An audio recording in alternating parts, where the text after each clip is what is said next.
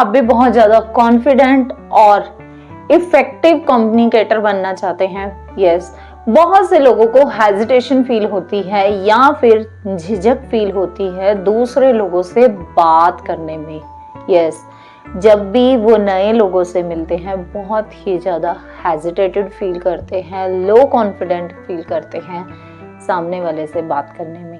वो कौन सी ऐसी टेक्निक्स हैं जो कि आपको हेल्प कर सकती हैं दूसरे लोगों से कम्युनिकेट करने में, और कम्युनिकेशन के थ्रू आप अपने कोई भी इंटरव्यूज को भी करेक्ट कर सकते हैं। यस, बहुत से लोग इस प्रॉब्लम को फेस करते हैं कि जब भी वो इंटरव्यू देने के लिए जाते हैं कहीं ना कहीं वो हेजिटेशन फील करते हैं अपना पॉइंट ऑफ व्यू बताने में और साथ ही साथ सामने वाले से बात करने में। मोस्टली इस चैनल पर साइकोलॉजी से रिलेटेड वीडियोस होती हैं जो कि आपको हेल्प करती हैं ह्यूमन बिहेवियर को जानने की। तो सबसे इफेक्टिव टेक्निक आ जाती है जो कि आज के टाइम में हम मोस्टली अवॉइड करते हैं, सामने वाले पर्सन के पॉइंट ऑफ व्यू को समझना ही नहीं चाहते। यस, मोस्टली हम कम्युनिकेशन में फेल हो जाते हैं जब हम दूसरे इंसान को बात करने का मौका ही नहीं देते या फिर उसके पॉइंट ऑफ व्यू को नहीं समझते। आपको कोशिश करनी चाहिए दूसरे की बात को सुनने की, उसके पॉइंट ऑफ व्यू को समझने की, वो कैसा फील कर रहा है, वो क्या बताना चाहता है। पहले आपको दूसरे की बात सुननी चाहिए। जब वो इंसान अपनी बात खत्म कर ले फिर आपको अपना पॉइंट ऑफ व्यू बताना चाहिए, वो भी पूछ के कि क्या आप मेरी बात सुनेंगे। तो जब आप ऐसा बिहेव करते हैं अकॉर्डिंग टू साइकोलॉजी आप कहीं ना कहीं सामने वाले से इजीली कनेक्ट करते हैं। नेक्स्ट आ जाता है अपने इमोशंस को एक बेस्ट वे से यूज करना। यस, रिएक्ट की जगह रिस्पॉन्ड करना। यस, कुछ लोग ऐसे होते हैं कि अगर कोई उनको कुछ कहता है वो इमीडिएटली रिएक्ट करते हैं या फिर उन्हें बहुत ही जल्दी गुस्सा आता है। गुस्सा सबको आता है, बट कुछ लोग ऐसे होते हैं कि अपने गुस्से को बेस्ट वे से एक्सप्रेस करते हैं जिससे कि सामने वाला समझ आता है कि हाँ मैंने कुछ गलत बोला। जब आप 2 मिनट पॉज लेकर रिस्पॉन्ड करेंगे तो आपके ब्रेन को टाइम मिलता है कि आप बेस्ट वे से या फिर कौन से इफेक्टिव वे से बेटर आंसर दे सकते हैं उस टॉन्ट का जो कि आपको सामने वाले ने किया है। तो हमेशा याद रखिए, कामली रिस्पॉन्ड कीजिए ना कि रिएक्ट कीजिए। हमेशा रिस्पॉन्ड करना चाहिए हमें।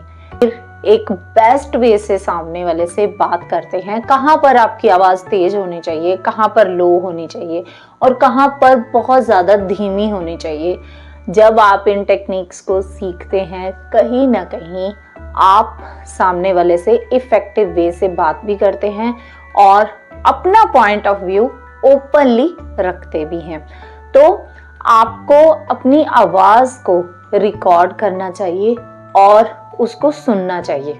यस, जब आप अपनी आवाज़ को रिकॉर्ड करते हैं और सुनते हैं कि कहाँ पर आपकी आवाज़ दब रही है और कहाँ पर आपकी आवाज़ तेज होनी चाहिए, कहाँ पर आपको पॉज लेना चाहिए, और आप इस चीज़ को सेल्फ एनालाइज कर सकते हैं, अपनी आप से ही जान सकते हैं कि आपको किस वे में बात करनी चाहिए।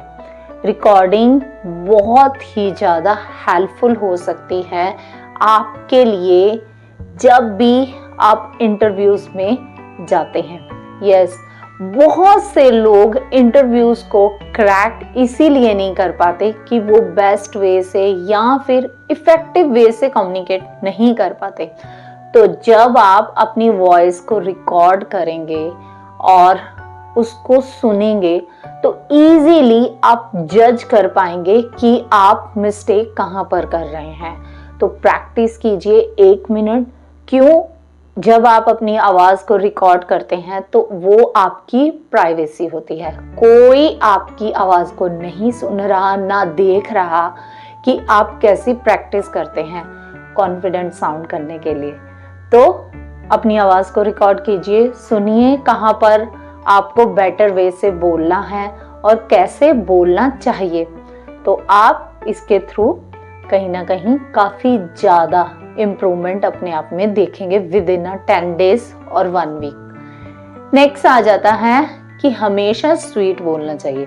यस, कुछ लोगों का बिहेव ही ऐसा होता है या ऐसे इन्वायरमेंट में लोग होते हैं जहाँ पर एक दूसरे के साथ बहुत ही ज़्यादा रूड वे में बात की जाती है।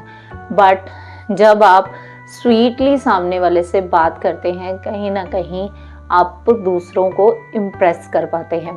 तो जब आप किसी से भी कम्युनिकेट करें, बातचीत करें, तो आपको ये बात को ध्यान रखना चाहिए कि आप जब दूसरे से बात करें उसके नाम को रिपीट करें। यस, अकॉर्डिंग टू साइकोलॉजी, जब भी हम सामने वाले से बात करते हैं और उसके नाम को रिपीट करते हैं तो नाम के थ्रू वो इंसान आपकी बात को बहुत ही ज़्यादा गौर से सुनता है।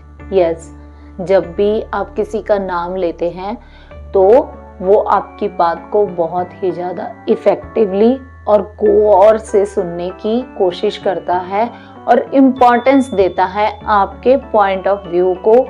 नेक्स्ट टेक्निक आ जाती है जो कि आपके लिए बहुत ही ज़्यादा हेल्पफुल हो सकती है, रिपीट योर वर्ड्स। यस, जब भी आप किसी को अपनी बात बताना चाहते हैं या कोई बात समझाना चाहते हैं, अपने वर्ड्स को रिपीट कीजिए। यस, आप देखते हैं कि पॉलिटिशियंस, बहुत से ऐसे सेलिब्रिटीज अपने वर्ड्स को रिपीट करते हैं बार बार कम्युनिकेशन में, और जिससे कि सामने वाला उस बात को समझ जाता है। जब भी आप अपने वर्ड्स को रिपीट करते हैं, कहीं ना कहीं आप अपने पॉइंट ऑफ व्यू को दूसरे के माइंड में इजीली हाईलाइट कर सकते हैं या फिर इजीली उनको बता सकते हैं कि आप कैसा सोच रहे हैं या फिर आपका पॉइंट ऑफ व्यू क्या है इस कन्वर्सेशन में जो कि आप उस इंसान से कर रहे हैं। नेक्स्ट टेक्निक आ जाती है जो कि आज के टाइम में बहुत से लोग फॉलो नहीं करते, लिसनिंग। यस, मोस्टली लोग एक दूसरे को सुनना ही नहीं चाहते। स्पेशली ये टेक्निक तब यूजफुल होती है जब आपका किसी के साथ लड़ाई झगड़ा हो जाता है और आप उसको सुलझाना चाहते हैं, तो आपको कोशिश करनी चाहिए सबसे पहले सामने वाले को अपनी बात बोलने देनी चाहिए। जब वो गुस्से में होता है तो वो बहुत जल्दी जल्दी उन बातों को बोलता है और आप जब उसकी बात को सुन रहे होते हैं वो थोड़ी देर बाद काम डाउन हो जाता है, और जब आप थोड़ी देर बाद अपने पॉइंट ऑफ व्यू को रखते हैं तो आपका पॉइंट ऑफ व्यू बहुत ही ज़्यादा पावरफुल या फिर अफेक्टिव हो सकता है उस पर्सन के लिए जिसने अपनी बात को पहले रखा। यस, जब आप इस टेक्निक को यूज़ करते हैं, कहीं ना कहीं आप बहुत ही ज़्यादा इंटेलिजेंट साउंड करते हैं और आपकी बात में ज़्यादा दम आता है जब आप पहले सुनते हैं फिर अपने पॉइंट ऑफ व्यू को रखते हैं। तो ऐसे आप कोई भी कॉन्फ्लिक्ट को इजीली रिजॉल्व कर सकते हैं। ये कुछ ऐसे टेक्निक्स हैं जो कि आपको हेल्प कर सकते हैं एक इफ़ेक्टिव कम्युनिकेशन में या फिर एक ऐसे वे में बातचीत करने में जिसमें आप बहुत ही ज़्यादा कॉन्फिडेंट साउंड करते हैं। आई होप ये वीडियो आपको अच्छी लगी होगी। शेयर कीजिए उन लोगों के साथ जो कि बहुत ही ज़्यादा हेजिटेशन फील करते हैं दूसरे लोगों के साथ बातचीत करने में।